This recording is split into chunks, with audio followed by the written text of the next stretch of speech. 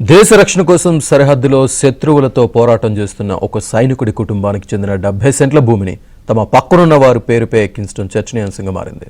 కర్నూలు జిల్లా నాగలదిని గ్రామానికి చెందిన బీఎస్ఎఫ్ జవాన్ షేక్ ఖలీల్కు అదే గ్రామంలో 2 ఎకరాల భూమి ఉంది. అయితే వైసీపీ హయాంలో చేపట్టిన భూముల రీసర్వేలో ఆయనకు 1 ఎకరా 32 సెంట్లు మాత్రమే ఉన్నట్టు చూపించారు. రెవెన్యూ అధికారుల నిర్లక్ష్యం కారణంగా ఆయన 70 సెంట్ల భూమిని కోల్పోయాడు. దీనిపై రెవెన్యూ అధికారులకు పలుమార్లు ఫిర్యాదు చేసినా పట్టించుకోవడం లేదని బాధిత సైనికుడు దేశ సరిహద్దు నుంచి సెల్ఫీ వీడియో ద్వారా తన ఆవేదన వ్యక్తం చేశాడు. 2022లో వైఎస్ఆర్ గవర్నమెంట్ రీసర్వే పెట్టింది సార్. రీసర్వేలో మాకు 1 ఎకరా 32 సెంట్లు వచ్చింది సార్. 1 ఎకరా 32 సెంట్లు వచ్చింది సార్. మిగతా ల్యాండ్ పక్కన పొలంలో పక్కన ల్యాండ్లో వెళ్ళింది సార్. తర్వాత రెవెన్యూ డిపార్ట్మెంట్కి అర్జీ పెడితే మేము న్యాయం చేస్తామన్నారు సార్.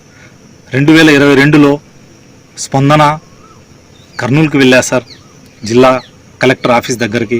వాళ్ళు మీకు న్యాయం చేస్తారు, రెవెన్యూ డిపార్ట్మెంట్ దగ్గరికి వెళ్ళండి, నందవరం మండలం రెవెన్యూ ఆఫీస్ అక్కడ వెళ్ళినా ఇదే సార్. 2-3 సార్లు వెళ్ళా సార్ కలెక్టర్ ఆఫీస్ దగ్గరికి, కలెక్టర్ దగ్గరికి. సార్ మిలిటరీలో జాబ్ చేస్తున్నారు, పారామిలిటరీలో ఈ విధంగా బార్డర్లో సరిహద్దుల్లో చేస్తున్నా సార్ అని. వాళ్ళు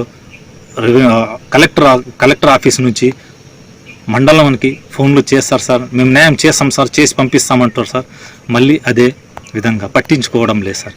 దయచేసి మీరైనా ఈ ఒక బీద సైనికునికి న్యాయం చేయగలరని వేడుకుంటున్నా సార్.